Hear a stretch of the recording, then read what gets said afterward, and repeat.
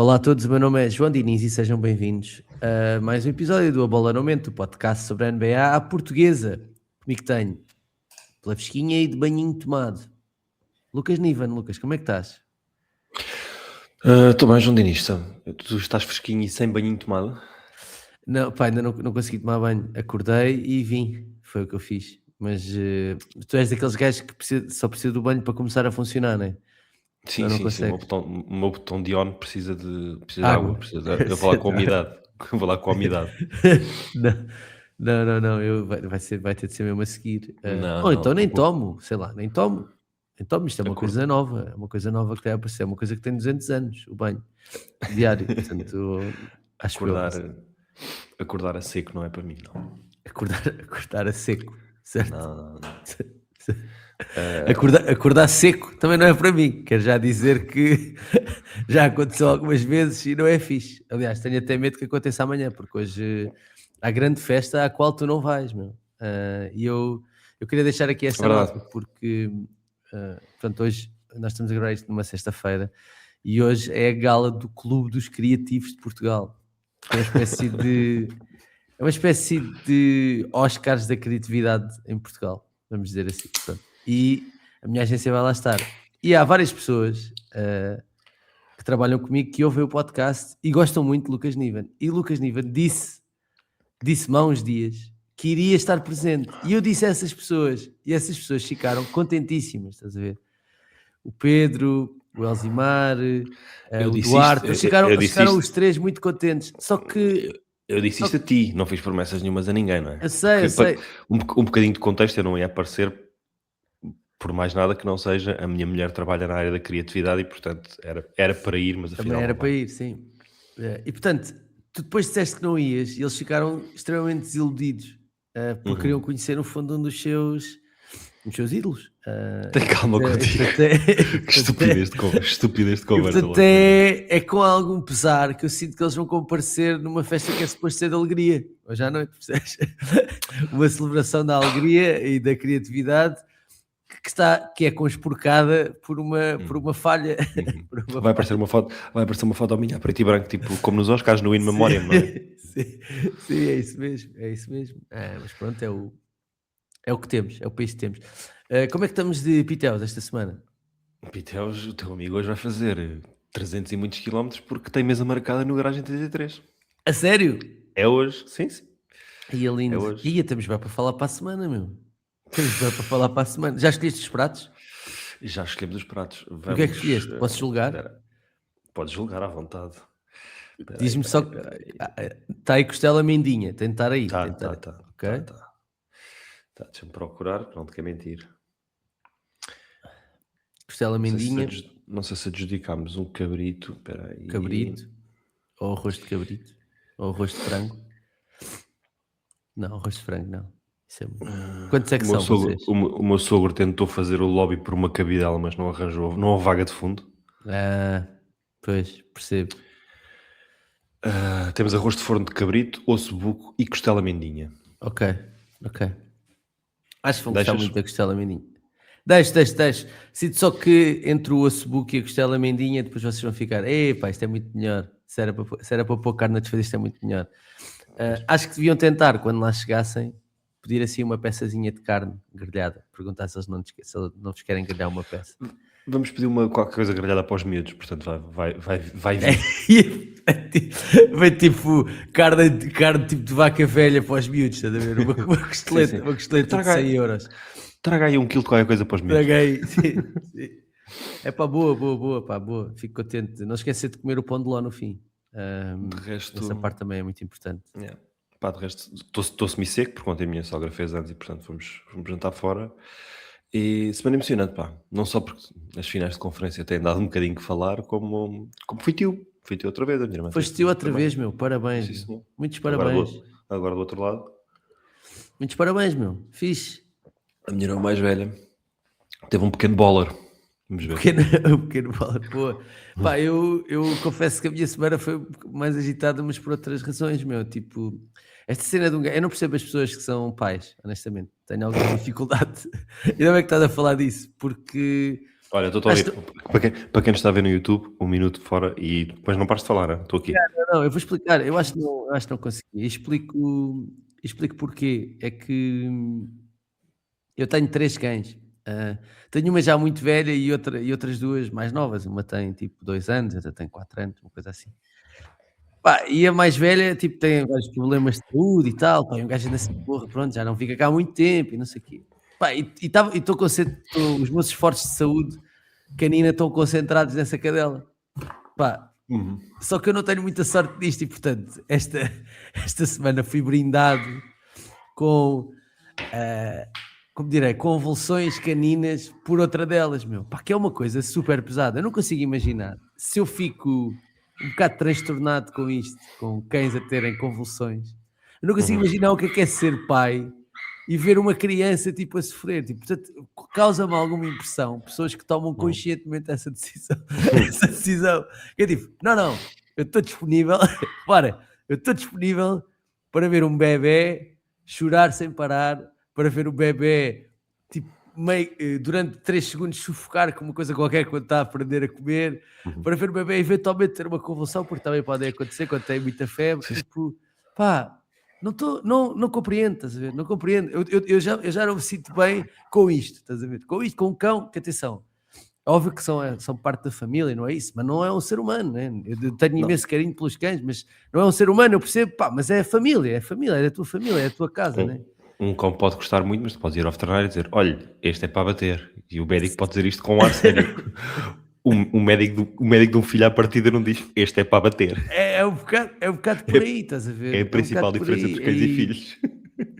E pronto, epá, então tipo, foi, olha, até posso contar isto, isto aconteceu de segunda para terça-feira, tipo, a cadela Uhum. aconteceu isto às 3 da manhã, e eu tipo, tive de a levar ao veterinário, não sei o quê, e a única boa notícia, entre aspas, disso foi que vi em direto a segunda parte de um dos melhores jogos de basquetebol que já vi na vida, sentadinho no consultório do veterinário às 3 da manhã, estás a ver? Porque ela estava lá a fazer exames e não sei o quê, e eu, Yeah. epá, deixa lá ver como é que isto está, deixa lá ver como é que isto está, e vi o jogo, pá, mas, muito difícil, muito difícil. De qualquer das formas, em termos de pitéus, fui a um clássico esta semana, fui ao Pinóquio, que é um bom clássico, é um sítio que Pica-pau. não é barato, vamos dizer assim, Uhum. mas tipo, tem um ótimo serviço, tem um dos melhores pica-paus de Lisboa, se bem que aquilo não é bem, aquilo é um bocado batota, né? Aquilo são bifes do lombo fritos, não sei se pode dizer porque é propriamente um pica-pau, Yeah. mas a carne é ótima, uma boa, para quem gosta assim do show-off da cena, tem umas ameijas que são feitas assim naqueles púcaros, sabes? As ameijas Uhum. à abelhão pato são feitas naqueles púcaros, para quem nos está a ver, aqueles púcaros do chá ou do café, os gajos fazem aquilo ali, uma boa gambazinha com sal, pá, e é um, tipo, não falha, né? Tipo, é aqueles restaurantes que estão abertos há muitos anos, né? Portanto, aquilo não falha, Boa Imperial, Imperial do Pinóquio sabe sempre aqui- expressar muito bem. aquilo é certo, aquilo é certo. Fui ver o espetáculo da Joana Marques, mas antes A Rita também foi. fui ao Pinóquio e pronto, e foi esta a minha semana. Foi um bocadinho agitada, não, em termos de sonos trocados, não necessariamente por causa da NBA, mas podia ter sido, Yeah. Bom, NBA, queres ir? Pode ser. Ou queres dizer mais qualquer coisa? Podes dizer mais qualquer Não, coisa? não, não. Não? Ia dizer isso, dizer isso dos filhos e das decisões conscientes. Não, é a parte mais bizarra de ser pai. Não sei se isto é o target de quem nos está a ouvir e Não, pode querer muito, eu já quer fui ver muito as saber, idades, puta, estás a mas, falar para a audiência certa, estou a falar a sério. mas é bizarro. É a sensação mais estranha é tipo quando não tens filhos, estás por tua conta, mais cão, menos cão, as tuas decisões só te afetam a ti e quando está alguém cá fora, sofres por outra pessoa, ficas feliz por outra pessoa, tipo, Yeah. um bocado, isto sem a mínima mariquice, um bocado grande de ti, uma parte muito importante da tua vida está completamente fora do teu controle, isso é um bocado abismal. De repente é tipo um, como é que se Estares em paz com isso não é fácil, estás a ver? É como se tu tens os conselhos descontinuados, né? Ou os enclaves, né? Os enclaves em geografia. É como se o teu filho fosse tipo o teu enclave, estás a ver? Ou seja, tipo, independentemente do que acontece, mesmo que não esteja mesmo que não seja no teu corpo, aquilo afeta-te sempre a ti, estás a ver? Sim, depois a maneira como, coisa mais complicada, a maneira como eles vão crescer, a adolescência, as pessoas que vão conhecer, não está Yeah, no teu yeah, controle, yeah. tu Eu podes brinco, fazer. Tu podes fazer tudo certo e dar cocó, não vale a pena. Sim, sim. Eu brinco muito com os meus amigos com a ideia de, para já, sim, vais traumatizá-lo sempre. Traumatizá-lo. Tipo, vai acontecer. Tipo, não, podes tentar fazer um esforço de não acontecer. E depois digo sempre, puta, acho que só custa os primeiros 30 anos. Pelo menos com os meus pais foi assim. Depois acho que foi mais tranquilo. Só os primeiros 30 é que foram difíceis. E mesmo assim não foram, tipo, é que basta só pensarmos, tipo, as eventuais preocupações ou trabalhos que demos aos nossos pais até agora, estás a Uhum, ver? Para perceber o que é uhum. que isso, se nós até agora, mesmo assim, eles se preocupam connosco, é só tipo tentar emular, tentar pensar que vamos ser exatamente iguais. Mas é Mas giro, pronto. é Yeah. giro. Mas sim, eu acredito que seja o melhor do mundo, mas pronto, eu só fiz este paralelismo porque estava mesmo, pá, fogo. Um gajo é responsável por um ser vivo, estás a ver? E isso é, Sim. pá, é difícil, meu, é difícil, tipo, e é Yeah. indefeso. Pá, no caso dos cães e dos bebés e das crianças particularmente, né? Uhum. São seres indefesos, né? Tipo, não Sim, falam, sim. não, pá, não conseguem, não, tu tens nada ali para tirar, estás a ver? Hum. Não tens nada ali, então é tipo, porra, estás autónomo, estás a ver? Tens de tomar decisões importantes, autónomas, estás a ver? Autónomas. Uhum. E pronto, e como eu tenho um bocado de síndrome do Peter Pan, tipo, não quero ser esse gajo, tenho dificuldade com isso, mas está-se bem. Pá, NBA. Pá, porra, grande semana. Eu acho que os playoffs estavam super mornos até agora, né? Tirando a primeira ronda que Foi uma foi segunda ronda que nos gira, defraudou. Foi uma a segunda segunda ronda que ronda depois. foi fatela, mas estas finais de conferência, pá, começaram, eu acho, da melhor maneira possível. Mas já lá vamos. Primeiro, se calhar, falamos do jogo que aconteceu ontem à noite, porque os Knicks e os Cavs também estão a jogar, já agora. Eu sei que há pessoas, que são os fãs dos Knicks, é que estão atentos a isso, porque o Embanyama e Thunder e polémicas e triplos do meio campo quase, não sei o quê, engoliram um bocado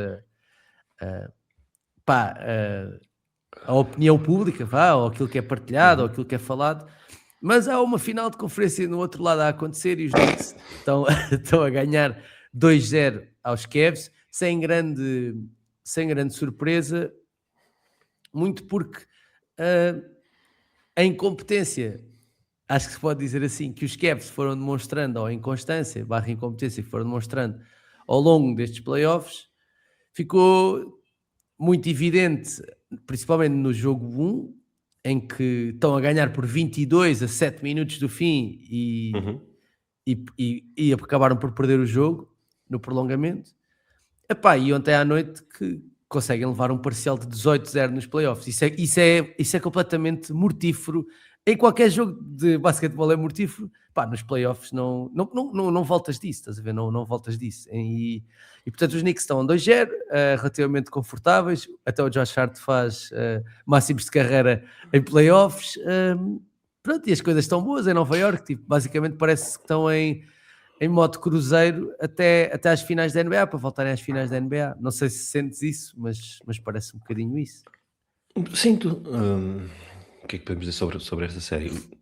Parece um bocado a repetir os Cavs, parece o Groundhog Day, não é? Que todos os dias acordam e estão a viver o mesmo dia. Eu acho que os Cavs, à medida que passam cada eliminatória, estão a viver a mesma eliminatória sempre. Porque quem nós começamos com os Raptors, começaram eles a ganhar 2-0, mas depois com o 2 igual estávamos todos a dizer mal da incompetência dos Cavs. Depois, quando os Pistons abriram 2-0, estávamos a dizer todos mal da incompetência dos Cavs, e agora os Knicks abriram 2-0 e estamos todos a dizer mal da incompetência dos Cavs. Nas primeiras duas eliminatórias, o talento individual e limitações dos adversários, especialmente a nível ofensivo, no caso dos particular dos Raptors e dos Pistons, deixou-lhes a janela aberta para poderem para poderem ganhar estas séries, ambas a 7 jogos. Neste caso, eu nem sei se eles têm a melhor individualidade, porque o Jalen Brunson está a ser o melhor jogador da série, nem sei, aliás, e sei que os Knicks têm muito mais facilidade em meter a bola no cesto que os dois adversários anteriores, portanto eu não sei se os Cavs têm neles agora 4 vitórias em 5 jogos, que vai ser o que é preciso. Yeah. Pá, em termos de destaques, temos tido um bocadinho menos de playmaking de Karl Anthony Towns, Uhum. mas ontem o Jalen Brunson, por exemplo, faz 14 assistências, tem sido. Lá está. No jogo 1, a recuperação é muito às costas dele, mas também, pá, sendo honesto, não quero estar a ser injusto, mas é um bocado para isso que ele lá está também, não é? Ou seja, ele é o melhor jogador da equipe e, portanto, ele é em quem a equipa se pode apoiar nestas situações. E o 5 inicial, pronto, tem dado bastante conta do recado, porque é um dos melhores 5 da NBA, mas isso já era até antes Sim, da época começar, né? Já era uma coisa que nós já sim, tínhamos mencionado. o caso dos Hawks primeiro e dos quem é que eles eliminaram agora? Foi tão rápido que eu já nem me lembro. Dos Sixers. Dos O Sixers, caso que nos minutos saiu o Embiid e com o Embiid bastante limitado e os Hawks que lhes faltava centímetros, o segredo estava lá dentro, o ouro estava no pintado e jogar a partir daí. Aqui o Mike Brown disse na conferência, acho que não é segredo para ninguém que estamos a ir atrás do Harden. Aqui o Karl Anthony Towns tem que se bater com o Mobley e com o Jarrett Allen, que não é tão favorável à primeira vista, e portanto vão por fora, vão à volta. E de facto, ontem foi um parcial 16-0 no terceiro período. No jogo 1, quando o Kenny Atkinson pede desconto de tempo, já tinham levado 17-1 ou 18-1, uma coisa assim. E estás a dizer no quarto período, né? ontem foi no terceiro. Não, no E jogo 1. no jogo 1 foi no quarto período, saiu. Não sei se viste o narrador da ESPN Brasil, teve de vir pedir desculpas porque os adeptos dos Knicks caíram-lhe todos em cima, porque ele declarou o jogo como acabado. Quando estava por 22 minutos e 8 para acabar, ele declarou o jogo como acabado e depois teve de narrar o comeback todo. Então no dia seguinte disse, não, putz, eu peço desculpa, o erro é meu, o erro não foi do James Harden, o erro foi meu, o erro não foi do Kenny, o erro não foi do Kenny Atkinson, foi meu, eu é que tive mal em declarar o jogo acabado com 22 pontos e 7 minutos e meio para acabar. Eu devia saber ele já devia saber que no basquete coisas mais bizarras já aconteceram, mas não há desculpa nenhuma. Acho que, independentemente do número de descontos de tempo ou não, temos uma pergunta no Patreon sobre isso, e o Drummond Green ontem teve uma rant excelente sobre isso também. Acho que não podes deixar o Harden sozinho numa ilha durante tantas posses de bola. Acho que é uma equipa a quem falta algum pau, especialmente defensivo. O interessarem-se, o quererem, o darem umas mocadas, parece sempre que o conjunto de personalidades, tanto o Harden como o Mitchell, como os dois bigs, não há ali muita iniciativa. Sim, é Quando tipo, parece que o Max Struz é o gajo mais que é capaz de chegar a partir a cana do Yeah, nariz a um gajo, tipo assim, sem yeah, querer, a entrar para o yeah, cesto. Tipo, yeah, parece que o Max Struz é o único gajo, não é o único, né? Mas que é o gajo que tem esse drive, estás a ver? Esse yeah, drive, é isso mesmo. pá, yeah. Yeah. E é assim, é complicado porque estás a jogar no Madison Square Garden. Os Knicks têm um bocado essa vibe de. Até o Cat já tem um bocadinho, o Cat não tem nada disso, né? Mas essa vibe de tipo, quer posse e mano, né? Aquela vibe de Conor Uhum, McGregor a entrar no, entrar no octógono, estás a ver, com os braços assim uhum. para trás. E os Knicks têm isso porque é parte da identidade até da equipe de Nova York, foi parte da identidade durante muitos anos, especialmente nos anos 80 e nos anos 90, né? E, pá, e os Cavs se não conseguem ir lá em jeito, também não estão a conseguir ir em força, porque não estão a conseguir condicionar o Brunson. Pá, o Brunson, pá, vamos só ver uma coisa, o Brunson está 2 em 12 3 pontos nos 2 primeiros jogos, estás a ver? E mesmo assim, os Knicks estão a ganhar. Os Knicks não estão a lançar particularmente bem 3 pontos, mas pelo menos neste jogo 2 não lançaram. Mas os Cavs ainda estão pior, estás a ver? Os Cavs ainda estão pior, que na teoria seriam melhores, né? Na teoria têm mais até lançadores, tem o Harden, tem o Donovan Mitchell, tem o Sam Merrill, tem o Max Struz, tem gajos, o Dean Wade, tem gajos que até seriam capazes de fazer, mas não sei, isto parece uma série sem história nesta altura, se calhar até vamos nos enganar e os Cavs vão ganhar os 2 jogos em casa e etc, o James Harden Game, agora no jogo 3, que há de ser sábado, não é? Uhum. Há de ser amanhã. Mas não sei, não vou dizer que parece decidido, mas isto parece mais 4-1 ou 4-2 do que outra coisa qualquer. Também parecia na ronda anterior, por isso vamos ter calma. É verdade. Estes Cavs são de polos completamente opostos, mas eu acho que a esperança dos Cavs residia um bocado no facto da coxa do Anunoby dar de si, e eu tenho sempre muito medo, porque o Anunoby já está um bocadinho em território o Aaron Gordon, que uma pessoa nunca sabe quando é que aquilo vai explodir ou não, mas está a jogar 30 minutos por jogo, parece estar bem, e depois do jogo 2 os Cavs já estavam para tentar interromper o flow ofensivo dos Knicks, já estavam com aquele ajustamento que é tipo, vamos fingir que o Josh Hart não existe e dar-lhe todos os triplos, porque basicamente os Knicks, quando tiram o Josh Hart por outro jogador, foi o Shamet no jogo 1, às vezes é o Miles McBride, quando tiram o Josh Hart e metem alguém, transformam-se numa máquina ofensiva completamente imparável, porque de repente tiram à defesa o ponto de escape dela, que é ignorar o Josh Hart e fechar mais dentro. Só que o Josh Hart teve um daqueles jogos que vai acontecer, como aconteceu ao Caruso no jogo 1, que é tirar 5 em 11, 7 em 12, às vezes acontece, e ontem aconteceu ao Josh Hart, recorde de playoffs, e foi mais que suficiente. O Caruso no jogo 1 e no jogo 2 já agora. Bom, vamos lá então à série que tem, acho eu, apaixonado os adeptos de basquetebol, e se calhar podemos falar primeiro até do primeiro jogo, do jogo que aconteceu na segunda-feira, porque Não é muito comum falarmos de um jogo que aconteceu 3 dias antes de gravarmos, mas acho que este merece.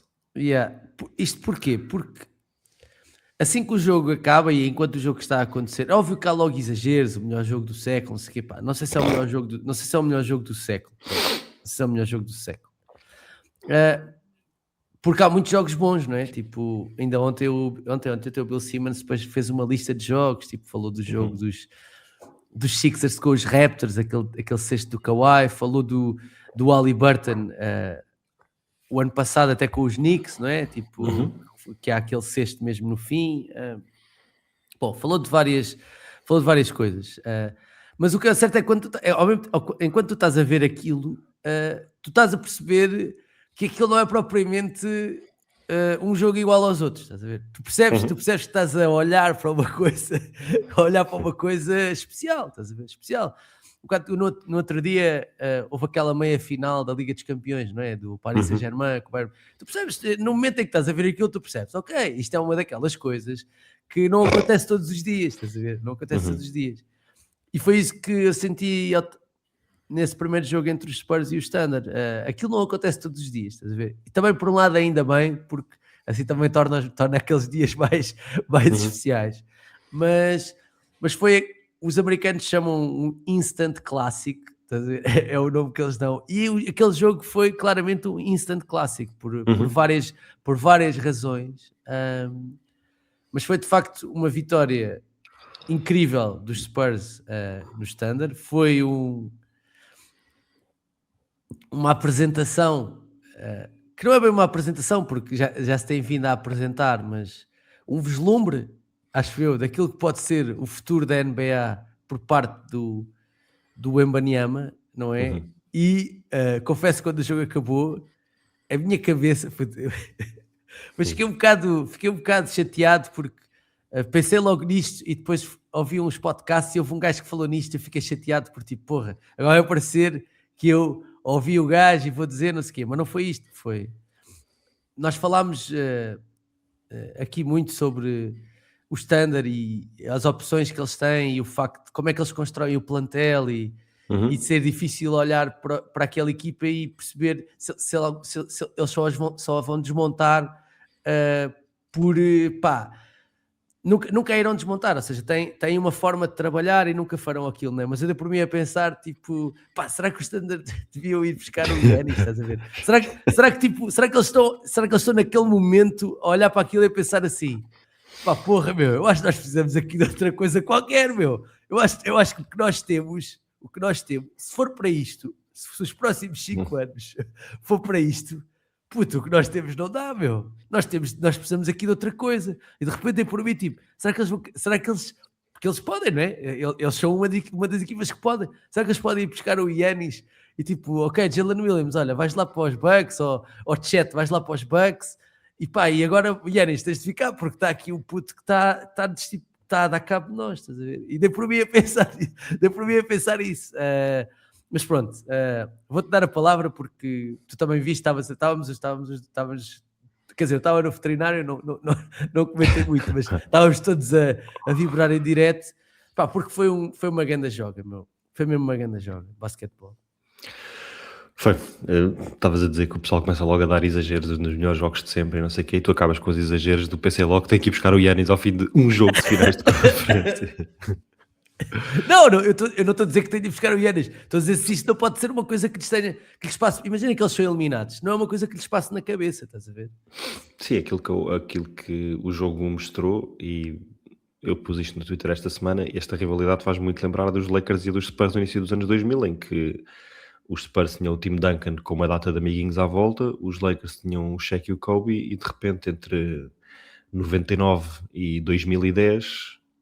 passaram 12 anos e estas duas equipas ganharam 5 títulos cada uma e ganharam 10 vezes a conferência, 11 vezes a Conferência Oeste entre as duas, portanto, basicamente, e passaram, Nowitzki ganhou uma vez a conferência nesse período, o Garnett nunca ganhou, teve mudado de conferência, o Chris Webber nunca ganhou, portanto, imensos jogadores que passou uma geração inteira, que passou ali um bocado como o Jordan fez na Conferência Este, e nos anos 90 no geral, os Lakers e os Spurs a meias secaram uma conferência inteira durante uma década, e eu temo bem que foi isso que eu vi. Foi isso que eu vi, estes Spurs o Wembanyama enquanto existir e estes Thunder enquanto existirem, o resto das equipas devem estar a olhar e a pensar, não vai dar para nós, isto não vai dar, não sei como é que vamos bater estas equipas, provavelmente duas, na maior parte dos anos vais ter que bater as duas, 4 vezes à melhor de 7, não sei bem como é que isso vai acontecer, portanto, antes dos Thunder se preocuparem, as outras 13 em primeiro lugar do Não, Oeste devem estar... certo. Eu estou a dizer o Standard porque o Standard estava de género. O Standard estão meio na cabeça deles. Eu acharia que eles estavam meio de cadeirinha, estás a ver, de género. Pá, bom, pá, nós temos aqui, nós temos as bases todas para que isto seja agora uma dinastia, estás a ver? Pá, e se calhar vamos ganhar 5 títulos em 10 anos, como foi os Warriors, está-se bem, pronto, que às vezes há lesões, não sei o quê. Mas pronto, pá, nós temos aqui temos a coisa orientada, estás a ver? Eu estou a virar a cabeça deles, pá, nós estamos aqui orientados, Sim, temos tudo. De repente veio o Alien, estás a ver? para além do Wembanyama de ser um tipo que tem, lá está, é uma coisa que dizemos desde o dia que ele entrou na NBA, nós temos posto a fasquia impossivelmente alta e ele constantemente passa por cima dela, portanto, ele se ganhar esta série, eu acho que ele vai ser considerado o melhor jogador da NBA, e há já quem eu considero, mas se ele ganhar esta, mesmo no público em geral vão dizer, este gajo é o melhor jogador da NBA, ele está com o terceiro ano da NBA, já fez 22 anos, e eu lembro-me do ano passado eu estar a dizer, pá, estes Thunder vão ser imparáveis e agora temos de esperar 2 ou 3 anos que a malta dos Spurs se desenvolva para ajudar o Embi.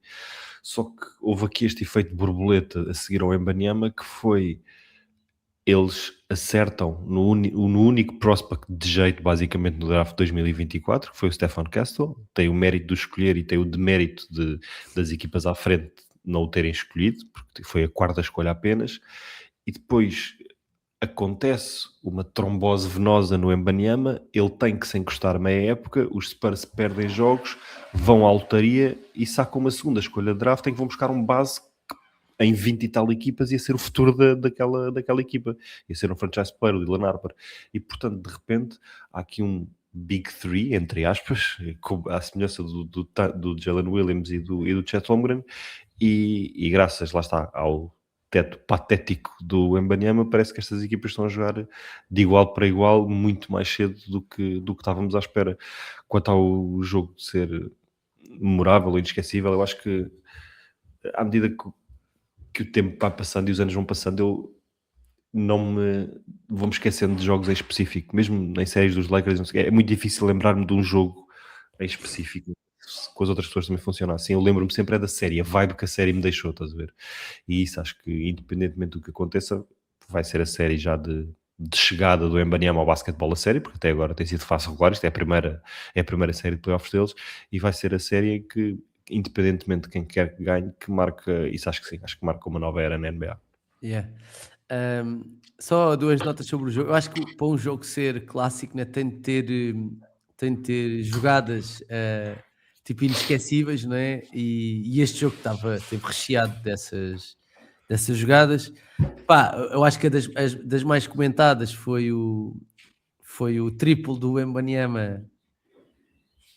Tipo a 40 segundos do fim, acho que isso é no primeiro prolongamento, quando os Spurs estão a perder por 3, e o gajo manda um triplo à Steph Curry, exatamente do mesmo sítio que o Curry marcou, num jogo que também é um instant clássico, não é? Esse jogo dos Warriors contra o Standard, precisamente, no mesmo sítio, no mesmo pavilhão. E eu acho que, assim, esse sexto é uma coisa... Esse sexto, tipo, eu não quero dizer que eles ganham o jogo nesse sexto, óbvio que não ganham, né? Mas esse sexto é um daqueles sextos que é tipo, aquilo não vale só 3 pontos, meu. Perdiam se tivesse falhado, isso é garantido. Yeah. Mas Lá está, quando é que eles ganham... algures em arroz, o Lucas transformou-se em Paulo Jorge, porque eu vi aquela bola a sair das mãos e dizer, não, isso é um mau lançamento, meu. Estás a perder por 3, precisas de marcar aqui, e se aquela bola não entra, o jogo está perdido. Mas pronto, é por isso que estes momentos depois se transformam em coisas icónicas. Nós vamos ver esse lançamento quantas vezes, até morrermos. Pois é. Yeah. Tu vais ver este lançamento tipo 1000 vezes antes de morrer. É icónico. Yeah. O que é mais impressionante, o que a mim me impressiona mais, é não só a capacidade dele tomar conta de um jogo durante Uhum. um período de tempo, em que de repente ele faz tudo dentro do jogo. E nós já assistimos muitas vezes a jogadores que tomam conta de um jogo até na parte ofensiva, estás a ver? E alguns tomam conta do jogo na parte defensiva, mas o que estamos a falar aqui é de um gajo que durante tipo 7 minutos faz tudo. É como se não tivessem lá outras pessoas. É como se tu fosses um adulto a jogar contra mini basquete, estás a ver? E de repente tudo aquilo é teu, estás a ver? Tudo aquilo é teu. Uhum. E depois, epá, sendo honesto, o Castle, que é um portento físico, epá, tem 20 turnovers em 2 jogos. Pá, eu sei que é um bocado ingrato, porque ele não há de Aaron Fox, né? Essa também foi outra, Uhum. e portanto ele tem de ter mais a bola na mão e etc. E por isso ele é muito vistoso, mas se fores ver os minutos com o Castle até são negativos, dos Uhum. Spurs. Agora o Dylan Harper, meu, porra, pá, porra. Eu cada vez que vejo um minuto de basquetebol daquele gajo a jogar, estou um bocadinho mais apaixonado, pá, porque é uma cena inacreditável, meu. Não é suposto um puto com 20 anos, tipo, fazer aquilo. Não é suposto. O gajo É o tem uma Black, jogada, é o Black Ginobili, meu. Está ali para te apaixonares. o gajo tem uma jogada no início do jogo 2 com o Lu Dort, meu. Com o Lu Dort, não sei se viste essa jogada. O gajo entra para o Mete sexto. massa. O gajo entra para o sexto do Ludort e dá massa ao Ludort. O Ludort já defendeu o LeBron James. Tipo, ou Sim, seja, sim. ele não está a dar massa a um gajo que não é capaz de levar com massa. Ele não está a dar massa ao Shea. Ele está a dar massa a um gajo que é um dos melhores defensores 1 contra 1 da NBA. Estás a ver? E que dá porrada e não sei o quê. Mas a coolness com que ele faz aquilo e a facilidade com que ele marca aqueles 2 pontos, devagarinho, estás a ver? Não é preciso pressas. Pá, é uma cena impressionante. E o Dylan Harper faz um jogo 1, tipo 24 pontos, 6 assistências, 11 ressaltos, 7 roubos de bola, um turnover, meu. Um turnover, um gajo com 20 anos num jogo de finais da NBA, que é suposto estar todo borrado, estás a ver? É suposto, tipo, a bola devia tremer-te nas mãos, estás a ver? E não treme, Yeah. meu. E não treme, pá. O que o gajo está a fazer é inacreditável, meu. É inacreditável mesmo, inacreditável. Esse jogo, o que ele fez nesse jogo, tipo, é inacreditável. Eu sei que os olhares estão todos no Wemby, porque o Wemby faz linhas estatísticas absurdas, né? 41 pontos, 24 ressaltos. Parece um gajo que está nos anos 60 outra vez a ver o Will Chamberlain ou não sei o quê. Não é suposto aquilo estar a acontecer.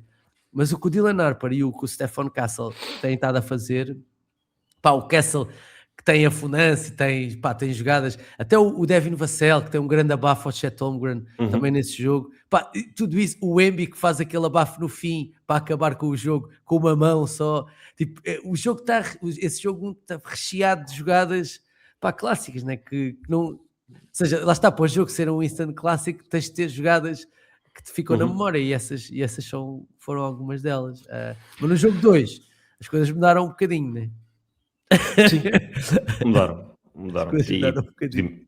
E os adeptos do Standard provavelmente estão aqui a pensar no jogo 1, epá, porque é que estes gajos não param de falar dos Spurs e nós estávamos lá e fomos a 2 overtimes e somos a equipa. É verdade, é Isto verdade, é verdade.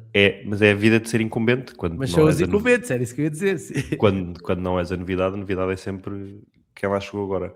E depois chegou o jogo 2. O jogo 2, antes de entrar em detalhe, foi para já uma merda de um jogo, porque a esta hora não sabemos o que aconteceu ao Jalen Williams e ao Dylan Harper e também ainda não sabemos do Fox, portanto vamos ver como é que esta série é daqui para a frente, porque, enfim, e são muito piores notícias para os Spurs do que para o Standard, porque os Standard já mostraram que conseguem viver bem sem o Jalen Williams esta temporada. Os Spurs, se perderem o segundo 3 ball handlers, vai dar ainda mais bola no Castle, que de facto para o Wembanyama não a ter e não provocar tantos turnovers e ser posto mais em posições de finalização, e para o Dylan para atacar o Standard vindo do lado fraco, o Stephen Castle, para além de ser o tipo que passa mais tempo no cheio, tem sido o tipo que passa mais tempo com a bola na mão, e isso tem-lhe custado 15 turnovers num jogo e meio. 15 deles são tipo em 6 períodos. É um absurdo, e se não houver ar para um jogo, e se não houver ar para um jogo, e se não houver Fox outra vez... Atenção, o outro jogo foi a 2 prolongamentos, né? Portanto... Sim, são 50 minutos, não são 30. Yeah, Portanto, yeah. Mas de qualquer maneira é muita fruta, e portanto se precisarmos de mais minutos de Jordan McLaughlin, que até nem teve mal, não sei muito bem o que é que isso o que é que isso vai significar para os Spurs, mas acima de tudo foi um jogo em que os Thunder mostraram porque é que são os campeões. O Shea faz um jogo completamente inacreditável, não sei qual é o número de pontos e o número de assistências, mas também só é com... Ele gerou 54 ou 55 pontos, acho eu, entre pontos e assistências, e teve um turnover, portanto, isso é completamente ridículo. O Shea faz, bem, só para ver se não me engano, faz 30 pontos, 12 em 24 e 9 assistências, com um turnover. Ele gerou 54 ou 55 pontos da equipa diretamente com pontos e assistências. Com um turnover. E depois o Standard tem aquilo que os Spurs têm mais dificuldade, não é? Que é, tem uma profundidade que os Spurs não têm, né? Os Standard olham para o banco e dizem assim, bom, então olha, é o seguinte, Kaysen Wallace, Jared McCain, AJ Mitchell, todos com mais de 24 minutos por jogo, agora vão lá para dentro, estás a ver? Agora vão lá para dentro e vão rebentar ou tentar rebentar com estes gajos. E depois tu vais ver o AJ Mitchell, plus minus 11, Jared McCain, plus minus 9, Alex Caruso, que já tinha feito um enorme jogo 1, 8 em 14 triplos, 31 pontos, e no jogo 2 são mais 17 pontos, 3 em 4, porque os Spurs estão a dar o Caruso de borla no triplo para ter lá o Embiid. Eles têm uma profundidade que os outros não têm, né? Se os Spurs tivessem o AJ Mitchell, se calhar ganhavam o jogo, o jogo 2, ou o jogo teria sido ainda mais equilibrado. Por isso, até o Jared McCain, se calhar se tivesse o Jared McCain, teria sido mais equilibrado. Sim. Tiveste o Jordan McLaughlin a ter minutos, portanto qualquer base do Standard servia bem aos Spurs, e claro que depois de um jogo de duplo overtime em que se jogaram 58 minutos de basquetebol e vai sempre beneficiar a equipa mais profunda, e nisso ninguém bate o Standard.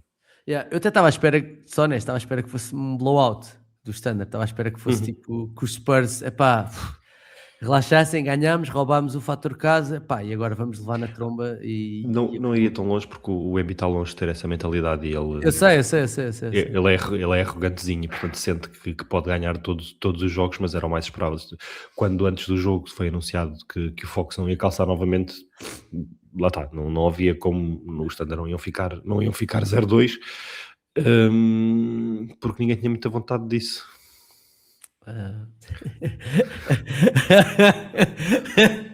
O que é que queres dizer com ninguém tinha muita vontade disso, Lucas?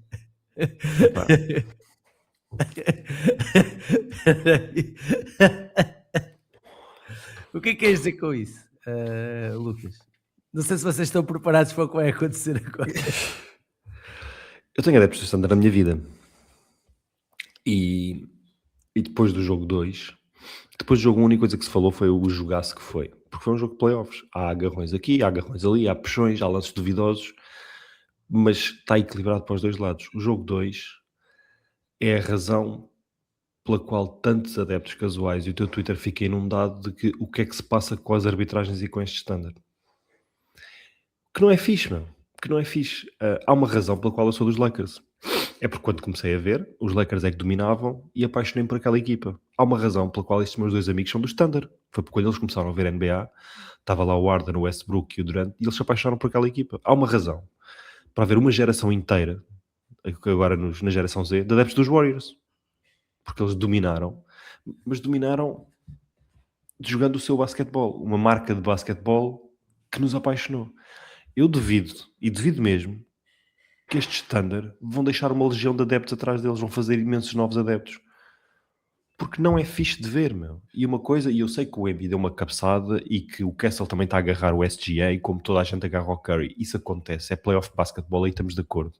Outra coisa é tu veres uma equipa em que eu já tenho dificuldade em não dizer que o modus operandi é jogar sujo, ou jogar muito no limite, porque são muitos jogadores a fazer muitas coisas. O Hartenstein faz 10 ou 11 faltas no jogo. O treinador dos Spurs tem que queimar 2 challenges por faltas fantasma marcadas aos Spurs e ficou sem challenges na segunda parte. Estás a ver? O Hartenstein puxa o cabelo ao Kessel num lance que não é apitado e transforma um jogo de 3 pontos no ressalto ofensivo para o Standard e transforma um jogo de 3 pontos num jogo de 6 pontos.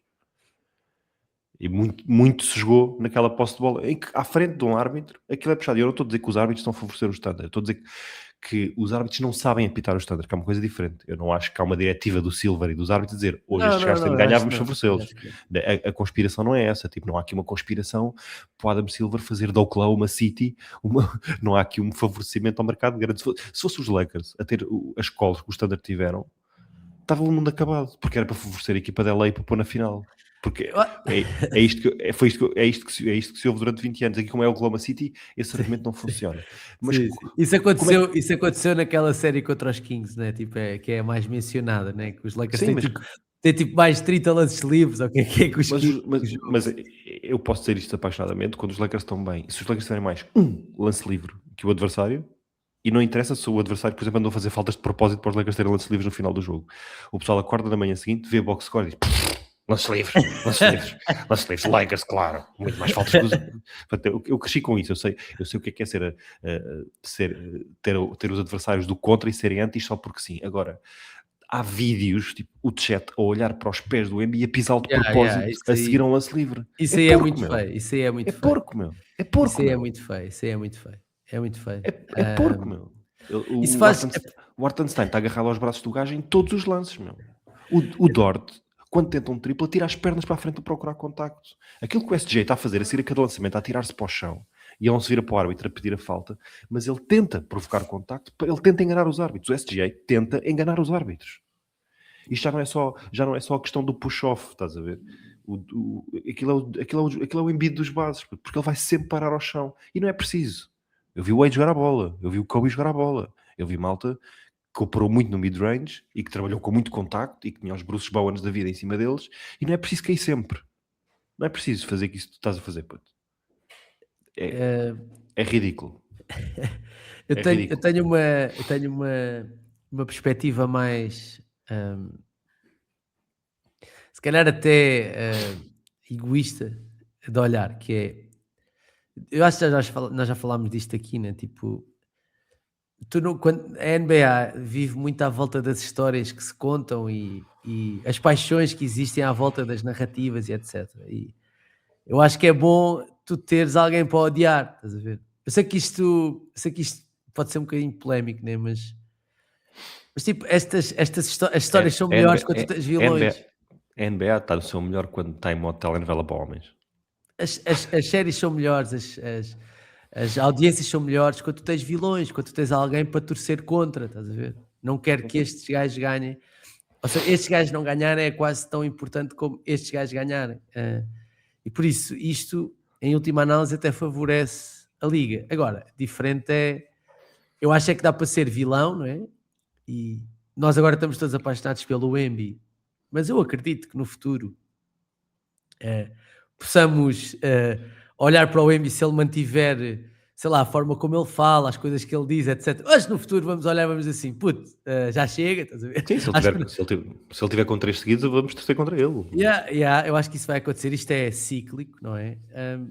Agora, isso não significa que tu, para seres um vilão, tenhas de fazer, ou seja, os vilões, é verdade, fazem coisas más, mas na NBA isso devia ser só, dizer, mandar bocas, não é? Tipo, mandar o público sentar-se, estás a ver? Essas coisas, como o Haliburton, né? Faz o choke e tal. Isso é uma coisa, e nós gostamos disso, isso é fixe, estás a ver? Outra coisa é pisar os pés, outra coisa é fingir que sofre faltas, outra coisa, e isso... Eu acho que já foge um bocadinho daquilo que é o basquetebol. Não estou a dizer que são só os Standard que fazem isto, não é?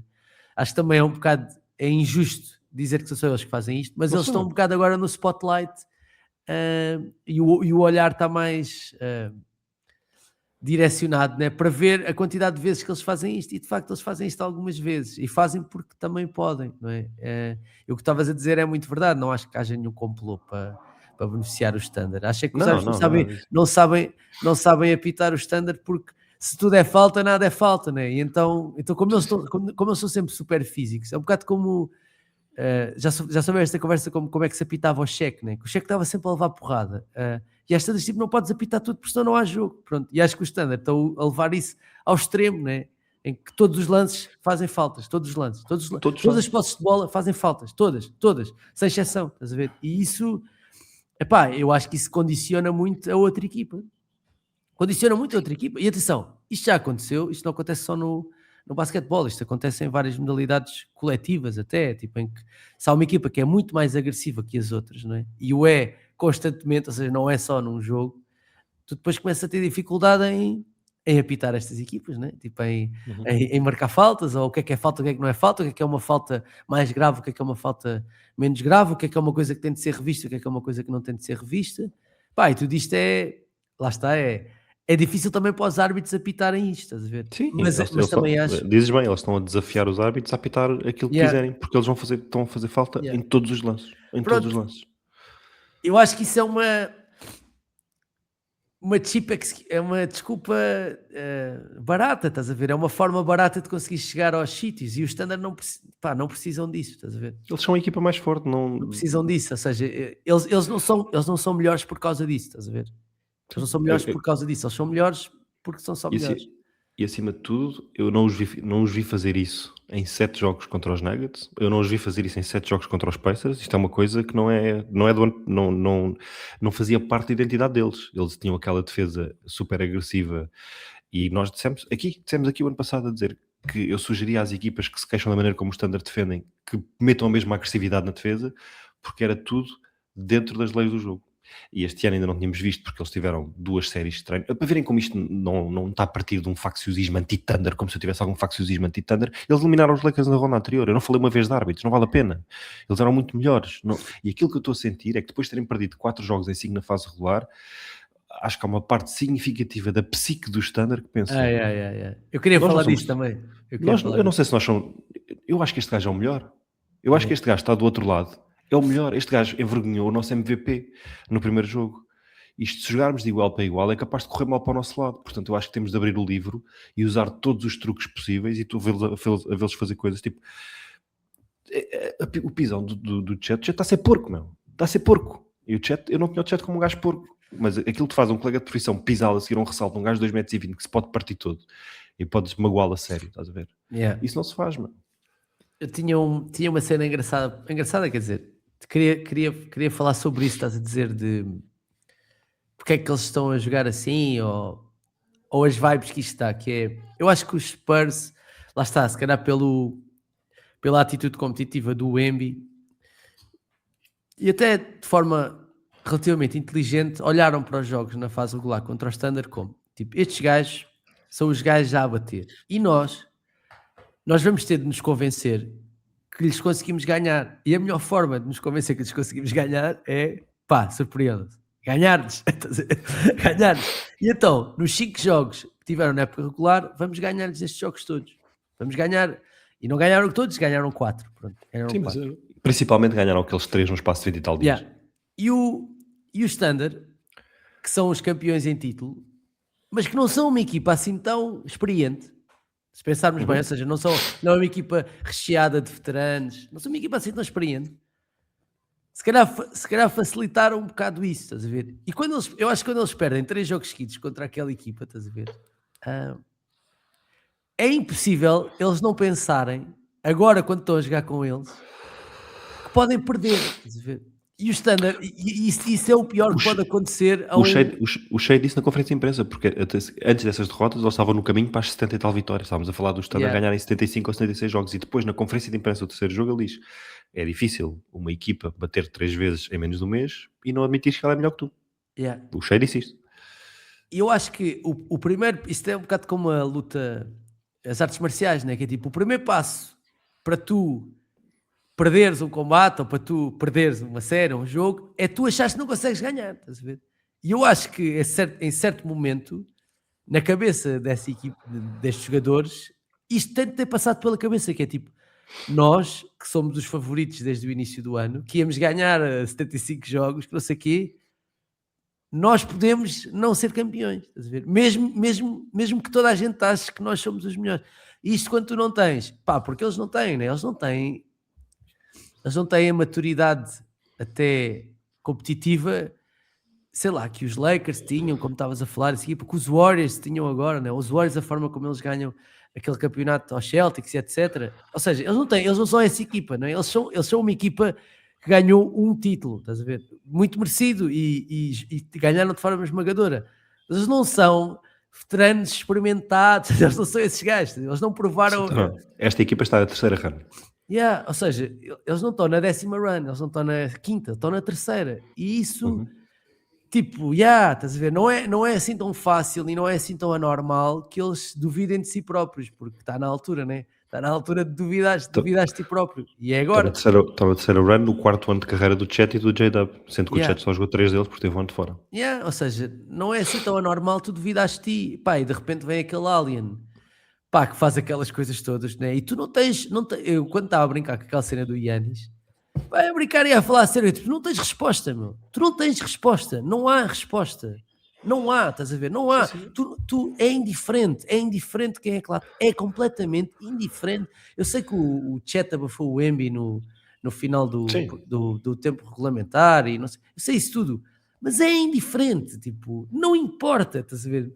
Isto é um bocado absurdo, mas é tipo, tu podes fazer o que tu quiseres, estás a ver? Podes pendurar lá 3 gajos, podes pôr o taco fall, podes pôr o que tu quiseres. Aquele gajo, se tiver num dia sim, não importa, estás a ver? O gajo no jogo 2, não sei se viste a quantidade de lançamentos que ele falhou perto do cesto com uma mão e ganha o ressalto com a outra mão. Os primeiros 3 ou 4 cestos do jogo são após ressalto ofensivo, são lançamentos falhados de colegas, ele está lá debaixo a jogar vôlei. Vamos só esclarecer isto. Ele lança com a mão direita e ganha o ressalto com a mão esquerda. Isto é uma cena, parece que estás a jogar contra um gajo dos Fantastic Four, estás a ver? Tipo, não é suposto tu tens estes braços, estás a ver? O que vai acontecer essencialmente com o Standard, e mesmo que os jogadores eles pensam, podem não dizer, mas pensam, o Presti está a olhar para isto, está a pensar, o Embiid vai ser o melhor jogador do mundo e um dos melhores jogadores de sempre, claramente, portanto o meu trabalho vai ser construir uma equipa que eu derrota ele. É indiferente do resto da conferência, um bocado como o Tim Connelly, o general manager dos Wolves, quando foi dos Nuggets para os Wolves, a primeira coisa que ele fez foi buscar o Rudy Gobert, porque ele disse, eu para ganhar esta conferência vou ter que passar o Jokic. Foi antes da ascensão do Embiid, foi antes da ascensão do Shea, portanto eu vou ter que passar pelo Jokic, portanto vou buscar o Gobert. E foi o que ele fez. E o Standard tem decisões difíceis de cap para tomar, a começar pela team option no Hartenstein no final da temporada, e todas as decisões que o Presti vai tomar nos próximos 5 anos vão ser com uma coisa com pano de fundo, que é o que é que maximiza as hipóteses de ganhar ao Wembanyama, ponto final. Sim. E atenção, os Standard até podem ganhar 4-1 e pronto, e esta série acaba. Eu acho difícil que a série fique 4-1, pronto. Acho difícil, mas... Vamos ver mas pode acontecer. Depende... A série está uma incógnita agora. Depende das lesões e depende de quem é que está disponível e qual é fisicamente como é que estão, mas pronto, eu não acredito que acabe 4-1. Eu, mesmo com as lesões, eu acredito que o Embiid até possa, não vai deixar, vai ter mais um jogo, pelo menos desses, estás a ver, desses.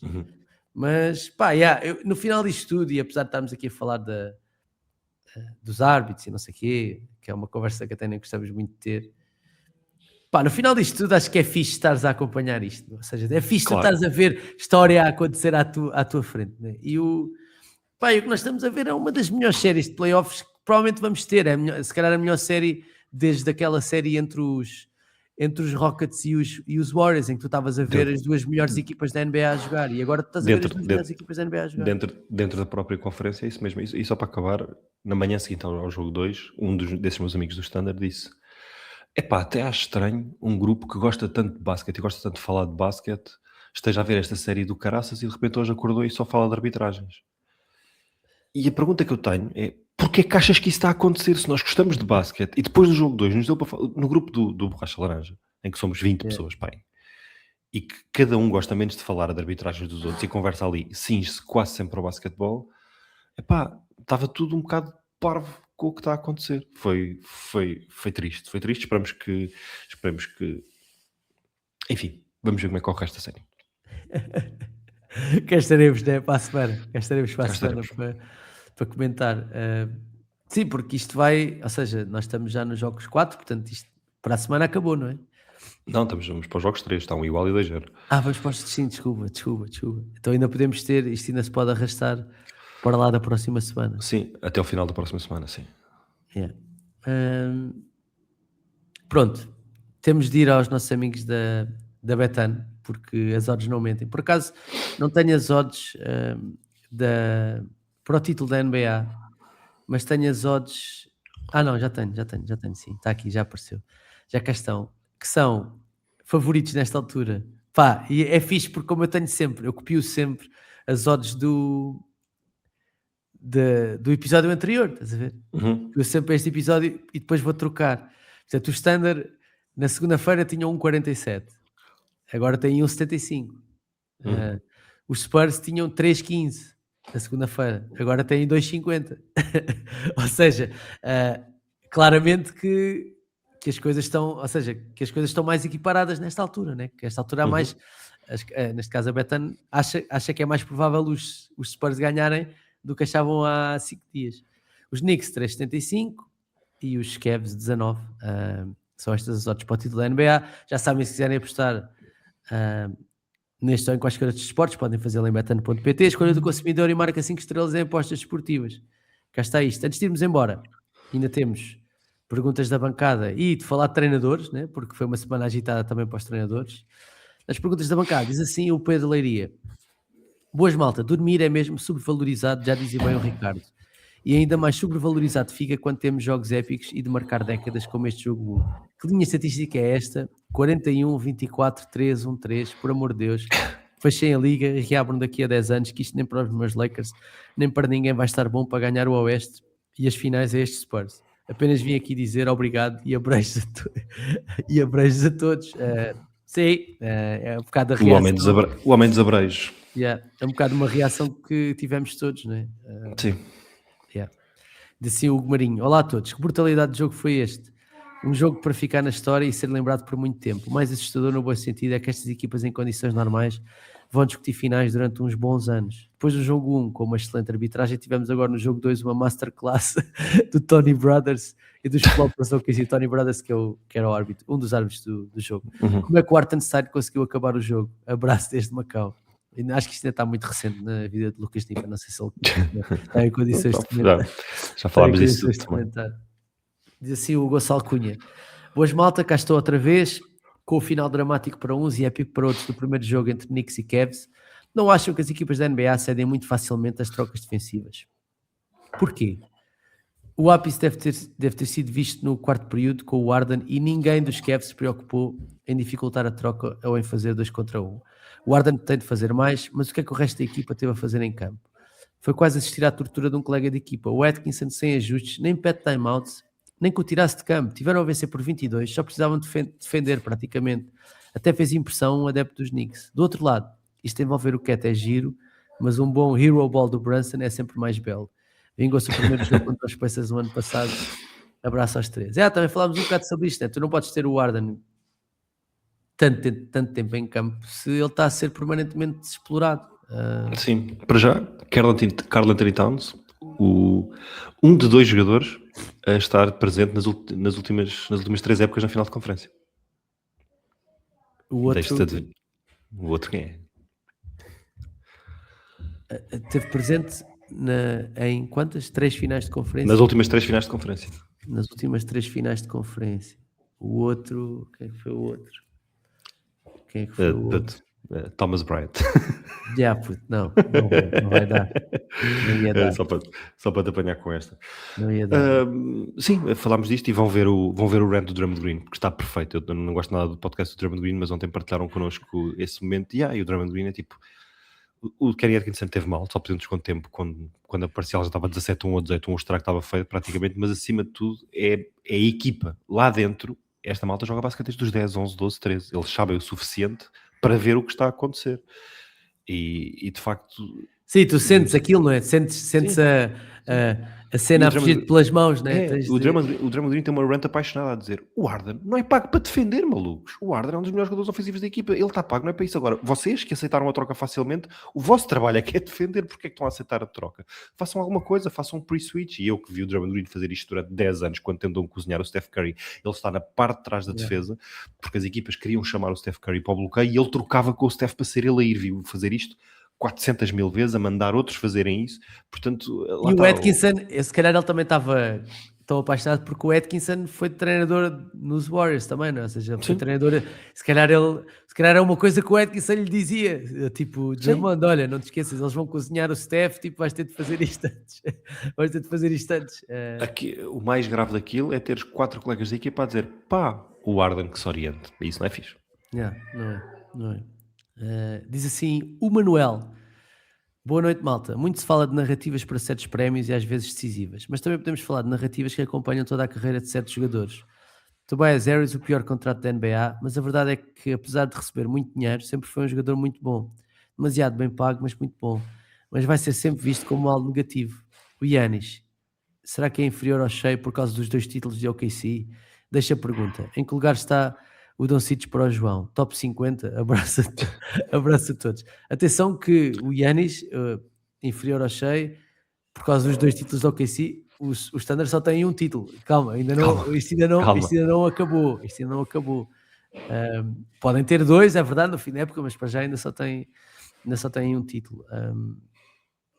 Eu acho que se o Shea ganhar 2 títulos com o Standard e tendo ganho 2 prémios de MVP, se estivermos aqui a colocar a coisa numa pirâmide, começa a ser complicado não olhar para o Shea como fica no mesmo patamar. Não sei se fica acima ou abaixo. O Giannis tem um jogador defensivo do ano também.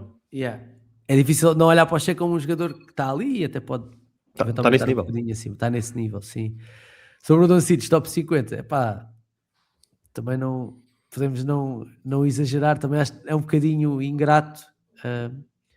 E garanto aqui isto, estou aqui a prometer isto, que é a próxima temporada será, ou seja, acho que vão estar muitos olhos até noutros sítios para lá do Luka Doncic, mas acho que começa a ser um ano, dependendo de como é com a equipa que os Lakers vão ter, não é?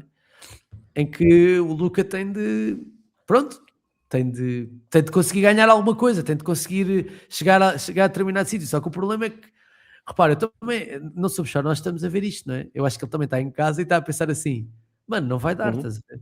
Não vai dar, eu já tenho 27 ou 28 anos, tipo, não vai dar, meu, não vai dar, eu vou passar, e esta narrativa, eu não acho que seja assim tão absurda, que é, eu de repente posso ser o melhor jogador, ou um dos melhores jogadores da história da NBA, que nunca ganhou um MVP e nunca foi campeão. Eu posso tornar-me o melhor jogador da história da NBA que nunca ganhou um MVP e nunca foi campeão. Posso tornar-me esse gajo e de repente esse vai ser a minha história, estás a ver? Este gajo era um gajo inacreditável, está nos tops de pontos, está nos tops de triplos duplos, ressaltos, assistências, não sei o quê, mas nunca ganhou um prémio de MVP e nunca foi campeão.